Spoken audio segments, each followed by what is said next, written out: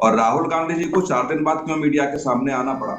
इतने 3-4 दिन से बवाल चल रहा है, तो उसकी कम से कम मुझे लगता है कि भारत जोड़ो यात्रा के बाद जो कांग्रेस के वरिष्ठ नेता राहुल गांधी के बारे में समझ रहे थे, सोच रहे थे, हम लोग भी इसी बात को लेकर के समीक्षा कर रहे थे कि निश्चित तौर से राहुल गांधी के व्यवहार में, राजनीतिक सोच में बदलाव आएगा।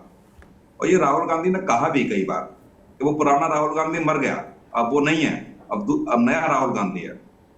उसके बावजूद भी उनको पता था कि जब लोकसभा सत्र चलेगा और ऐसी स्थिति में विपक्ष के पास कई ऐसे मुद्दे थे सरकार को घेरने के लिए, चाहे अडानी का मुद्दा हो, चाहे ईडी और सीबीआई के जो छापे डाले जा रहे हैं उनको लेकर के मुद्दा हो, जिन विपक्ष के नेताओं ने प्रधानमंत्री को पत्र लिखा ईडी के प्रकरण को लेकर के, तो ऐसी स्थिति में मुझे लगता है कि ये सब मुद्दे सरकार को घेरने के लिए काफी थे। लेकिन आप कोई बिना योजना के, बिना रणनीति के या बाहर जाकर के ऐसे बयान दे रहे हैं, ये बिल्कुल सही था तो मिश्रा जी ने कहा कि बातें कहनी चाहिए और बातें कहने का विपक्ष के नेताओं को अधिकार है, पर ये अधिकार के यूरोप के नेता, यूरोप से और अमेरिका से ये अपील की जाए कि हस्तक्षेप करने के लिए वो शांत क्यों है, उनको भारत में हस्तक्षेप करना चाहिए, तो ये मुझे लगता है कि देश का कोई भी नागरिक स्वीकार नहीं करेगा। और इसी लोकतंत्र की वजह से कार्तिकेय जी, अभी आपकी हिमाचल में सरकार आई है, कई छत्तीसगढ़ में आपकी सरकार है, राजस्थान में आपकी एक मिनट सरकार मैं है। आपको माफी चाहता हूं, मैं एक मिनट आपको रोकना चाहूंगा। राहुल गांधी को पुलिस ने एक नोटिस दिया है जिसमें राहुल गांधी से पूछा गया कि उन पीड़िताओं की डिटेल शेयर करें जिन्होंने शारीरिक शोषण की शिकायत उनसे की थी। ये हमारे संवाददाता की खबर है, मैं अपने TV9 के संवाददाता की खबर मैं आपको पढ़ के बता रहा हूं और हमारे संवाददाता जितेंद्र शर्मा इससे जुड़ेंगे। जितेंद्र, आपको मेरी आवाज़ सुनाई दे रही है? जी बिल्कुल। पहले तो आप इस नोटिस के बारे में मुझे बताइए। जी बिल्कुल, देखिए दिल्ली पुलिस ने राहुल गांधी को एक नोटिस सर्व किया और उसमें दरअसल राहुल गांधी ने जिस वक्त तो श्रीनगर में मौजूद थे वहां पर उन्होंने बकायदा एक स्टेटमेंट दिया था। उस स्टेटमेंट के अंदर उन्होंने बोला था कि महिलाओं को सेक्सुअली हरेस किया जा रहा है, उनका शारीरिक शोषण किया जा रहा है। इसको लेकर दिल्ली पुलिस ने एक नोटिस सर्व किया राहुल गांधी को, उनको एक प्रश्नावली भेजी और उनसे जानने की कोशिश की है कि जिन महिलाओं को परेशान किया जा रहा है उन महिलाओं की जानकारी दिल्ली पुलिस को मुहैया कराई जाए ताकि दिल्ली पुलिस उनको सिक्योरिटी प्रदान कर सके। तो इस तरीके का एक नोटिस या फिर एक प्रश्नावली राहुल गांधी को दिल्ली पुलिस की तरफ से भेजी गई है। जी ये लेकिन एक चीज़ बताइए, ये बड़ा अजीब तरह का नोटिस था, इतनी कई सारी चीज़ें हुई, मतलब जबकि पूरी डिबेट हो रही है कि उन्होंने ऐसी बात बोली जो सेडिशन की धाराओं में आ जाता है, लेकिन जो नोटिस जा रहा है दिल्ली पुलिस से वो इस पे जा रहा है। जी बिल्कुल, देखिए सोशल मीडिया पर ये जो स्टेटमेंट था उनका काफी वायरल हुआ, तो कहीं ना कहीं उसके बाद दिल्ली पुलिस ने तो मोटो लेते हुए एक जो अपना एक नोटिस था वो राहुल गांधी को सर्व किया और राहुल गांधी से दरअसल जानने की कोशिश की कि अगर कुछ महिलाओं के साथ इस तरीके की घटनाएं हो रही है या खुद को वो असहज महसूस कर रही है, असुरक्षित महसूस कर रही है, तो दिल्ली पुलिस उनको सुरक्षा प्रदान करेगी। लेकिन अगर कुछ उन महिलाओं ने राहुल गांधी से इस तरीके की शिकायत की तो राहुल गांधी को सामने आना चाहिए और राहुल गांधी को जांच एजेंसियों से और सुरक्षा एजेंसियों से उन महिलाओं की जानकारी शेयर करनी चाहिए ताकि उनको सुरक्षा प्रदान की जा सके। तो एक राजनीतिक माहौल भी इस बयान को लेकर खड़ा हुआ था, लेकिन अब दिल्ली पुलिस ने फिलहाल राहुल गांधी को नोटिस सर्व करके उन तमाम महिलाओं की जानकारी मांगी है। जी बहुत बहुत शुक्रिया जितेंद्र आपका। ब्रिजेश, इसका क्या मतलब है? देखिए, इसका ये मतलब है कि कई बार आप कोई स्टेटमेंट देते हैं जिसके बारे में आपको उतनी जानकारी होती नहीं है और वो स्टेटमेंट सरकार को और पुलिस को बहुत एम्बैरस करता है। तो यूजुअली पुलिस इस लेवल के पॉलिटिशियंस के द्वारा किए गए अटेंसेस को अवॉइड करती है, लेकिन यदि आप किसी पॉलिटिकल पार्टी के लीडर को उसकी कथनी के लिए रिस्पॉन्सिबल होल्ड करना चाहते हैं तो उसका सबसे शानदार तरीका ये नोटिस होता है कि अब आप इसमें कंपेल्ड हो जाएंगे कि आप एविडेंस शेयर करें, आपने किस बेसिस पे ये स्टेटमेंट दिया। राहुल गांधी कह सकते हैं, मैं भूल गया।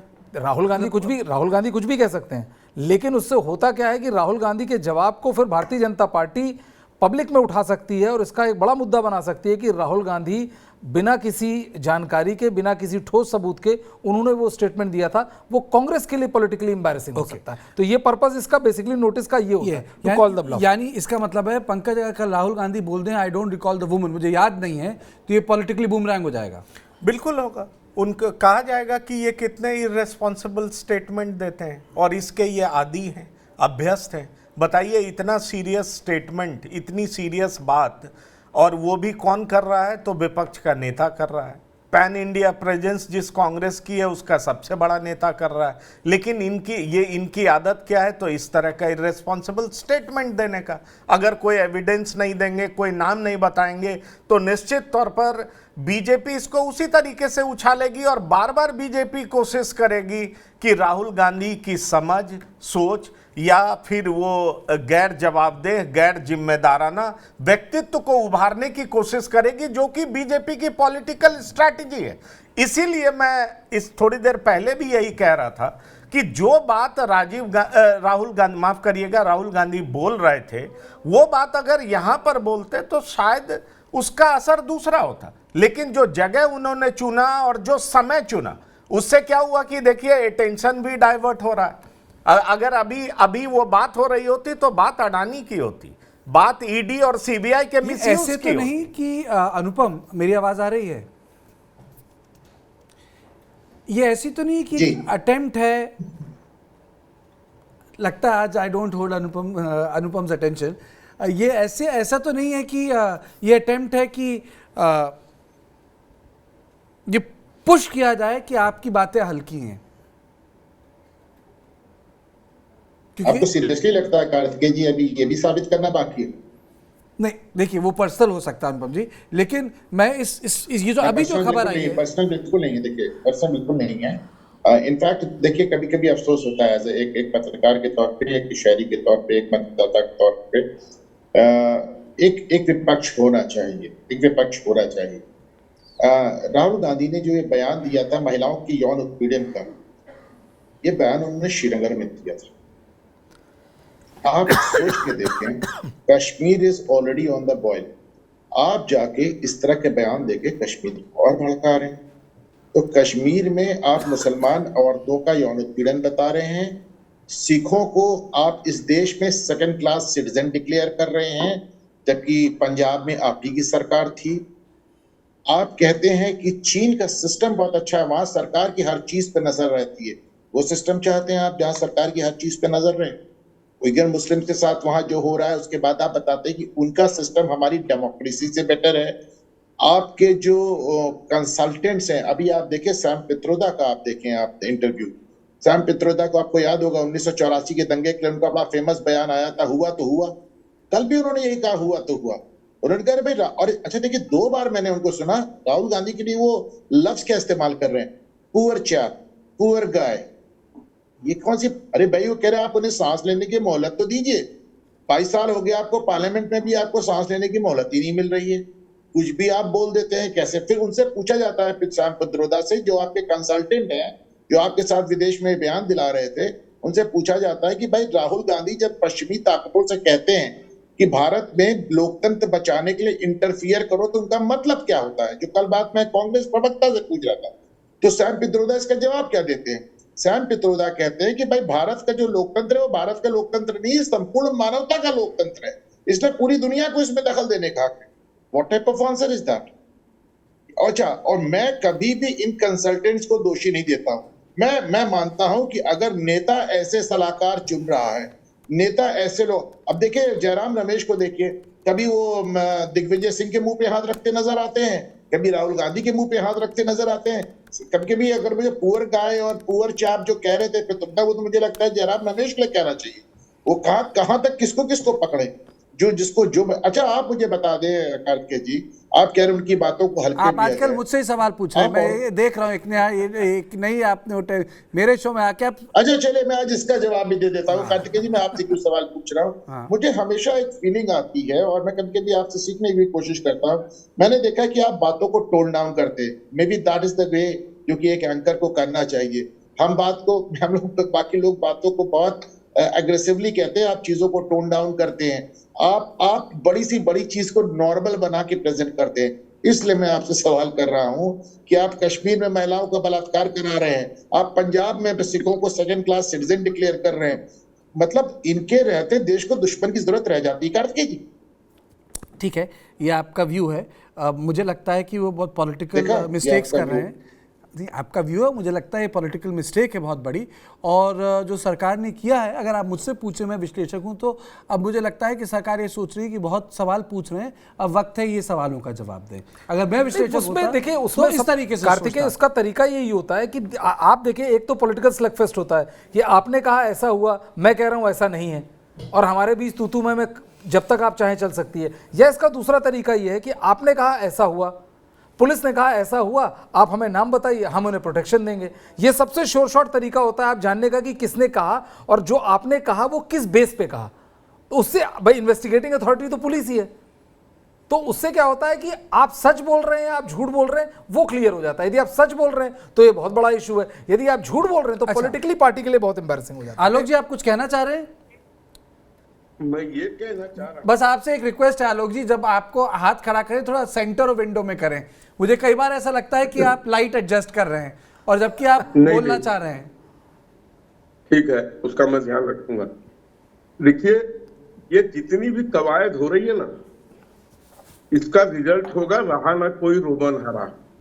इन लोगों के पास कोई रोने के लिए भी आदमी नहीं बच जाएगा और 400 के पार फिर से भारतीय जनता पार्टी आके खड़ी हो जाएगी और ये मुंह देखते रह जाएंगे।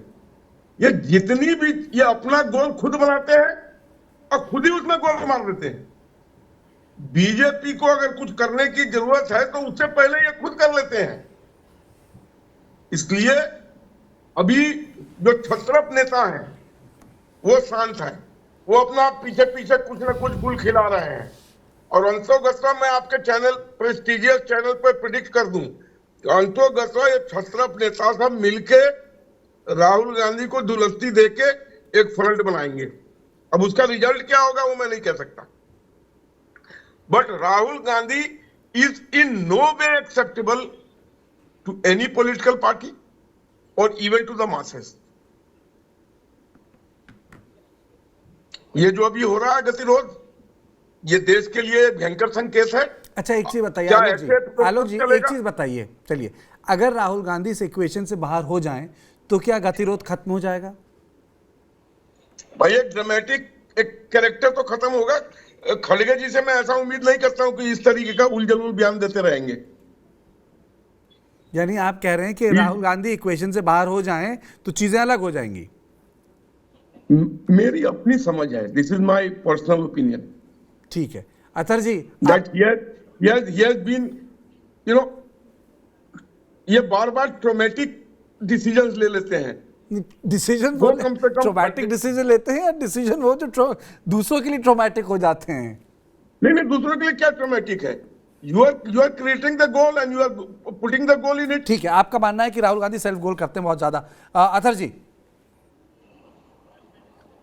देखिए, ये एक क्योंकि चुनावी साल है और इसमें हर किस्म की बातें निकलेंगी और इस पे कि राहुल गांधी और कांग्रेस पार्टी का क्या इस पे आउटलुक रहेगा वो कांग्रेस पार्टी डिसाइड करेगी। और जो मैंने अभी पहले भी कहा कि जो रीजनल पार्टीज हैं और वो बड़ी ताकतें हैं, वो एक उस पे अपना बैकडोर बैकरूम उनका मुस्तकिल काम चल रहा है और वो अनाउंसमेंट होगा। बस इस पे जो कांग्रेस की, मैं 2 पोस्ट पोल जो उनकी एक समीक्षा रही 2014 में, एक की एंटनी की रिपोर्ट और 2019 की, उसका थोड़ा सा आपकी तरफ फोकस कराना चाह रहा हूं। तो वो पूरी रिपोर्ट का जो कवायद थी कि जो उस वक्त की लीडरशिप थी, यानी 10 जनपद सोनिया जी और राहुल जी की ही लीडरशिप में दोनों चुनाव रहे, उससे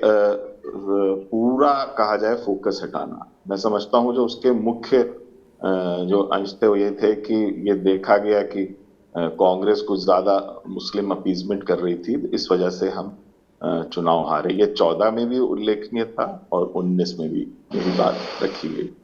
तो ये एक कवायद कांग्रेस की चलती रहेगी, बट हिंदुस्तान एक बड़ा मुल्क है और बड़े यहाँ पे अलग अलग किस्म के पॉलिटिकल डिस्कोर्स हैं। अगर हम साउथ से लेके चलें नॉर्थ तक, ईस्ट से लेके वेस्ट तक, और एक अपोजिशन की बड़ी स्पेस है।